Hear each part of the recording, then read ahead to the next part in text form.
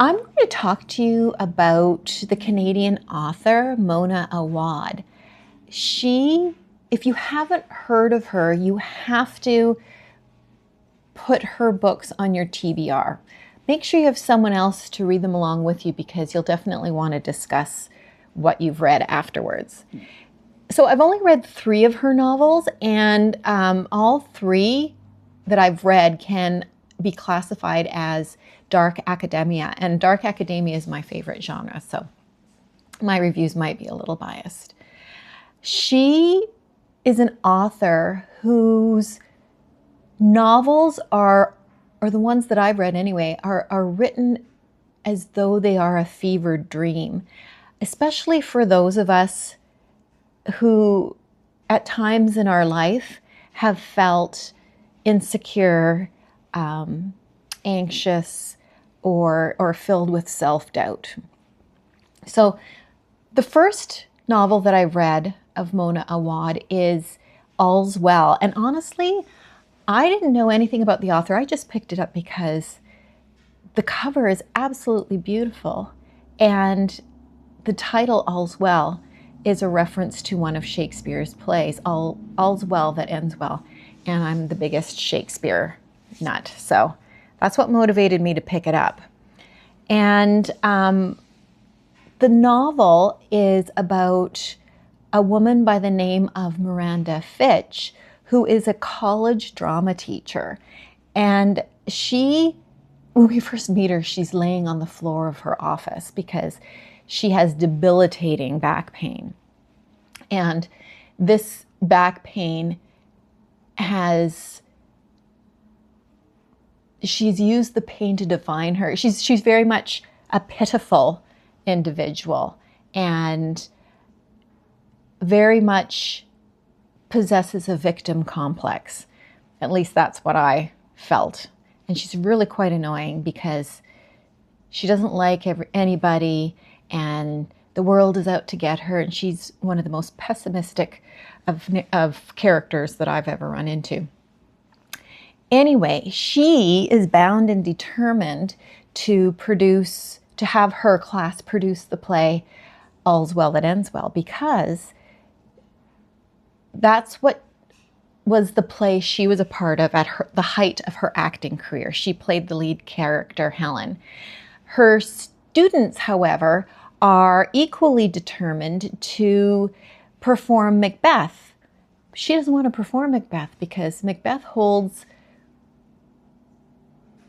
dark memories for her, because that is where she suffered an accident of sorts that led to this chronic debilitating pain that she possesses. And as she's struggling with this and wanting her class to perform and behave and make decisions that she wants to, she doesn't take their views into consideration. She goes to the bar and she meets these 3 men that are very symbolic of the 3 witches of Macbeth.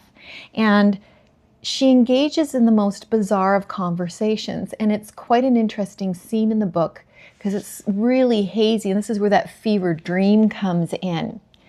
Anyways, after this conversation and the next day, she all of a sudden realizes that this physical and emotional pain that she's been carrying around with her is beginning to be transferred onto those around her that she doesn't like. And with that liberation, and in seeing that those people she resents and hates in the world suffer as much as she's been suffering, she starts to feel this dark and intoxicating sense of power at the expense of others. And it's fascinating book. So that's All's Well.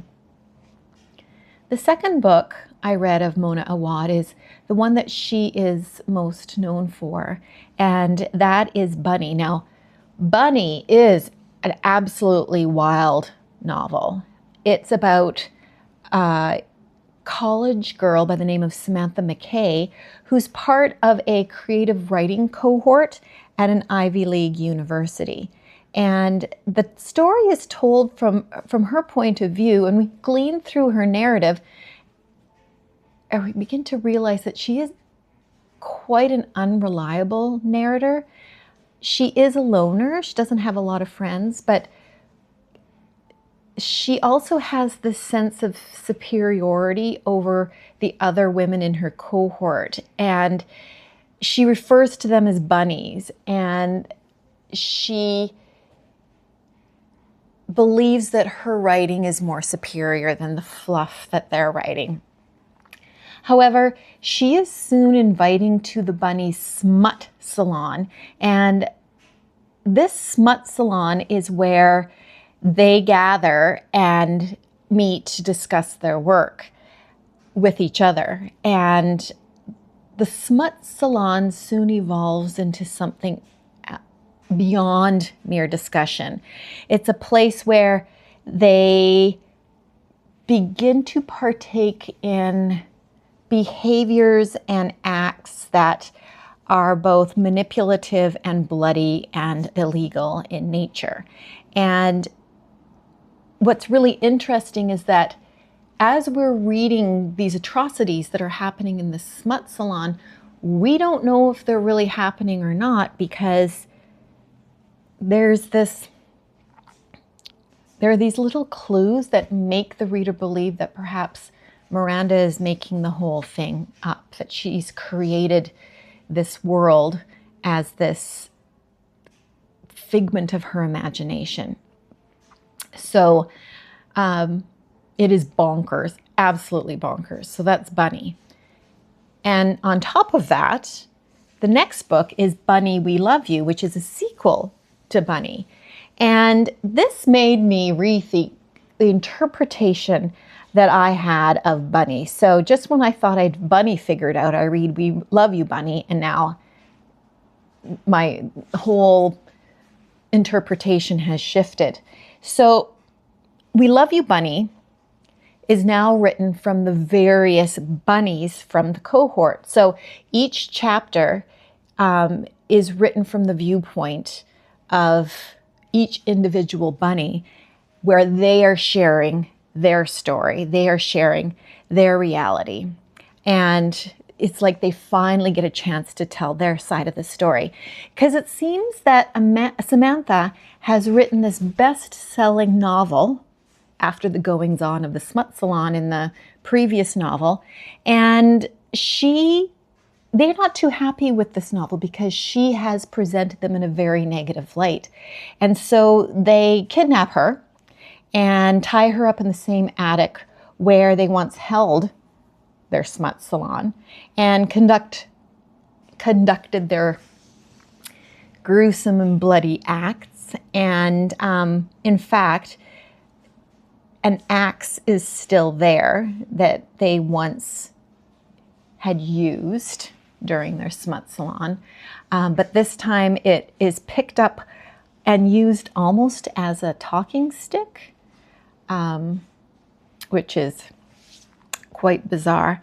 So where Bunny felt to me like a story about identity and creativity and what one will sacrifice in order to create a piece of art, We Love You, Bunny is more about the creative process itself. And to me, it presented such questions as who owns a piece of art, what constitutes authenticity in artwork, what makes a work of art a work of art, what makes it credible. Both novels, I believe, deserve a second reading and a long conversation afterwards to kind of peel back all the layers. So Mona Awad isn't for everyone, but if you are someone who loves story that blurs the line between reality and imagination, that makes you question everything you think you figured out about a character, and stories that kind of stay with you long after you've closed the book, she may be an author for you. And after I've read her books, I definitely had to take to Reddit and get on a few discussion groups because I wasn't sure I had figured stuff out the way things were supposed to be figured out. And then reading We Love You, Bunny just made me second guess everything that I thought was true in the first one. So Mona Awad, an amazing Canadian author. I think someone that's an author that is worth picking up and at least reading one of her works. As always, happy reading.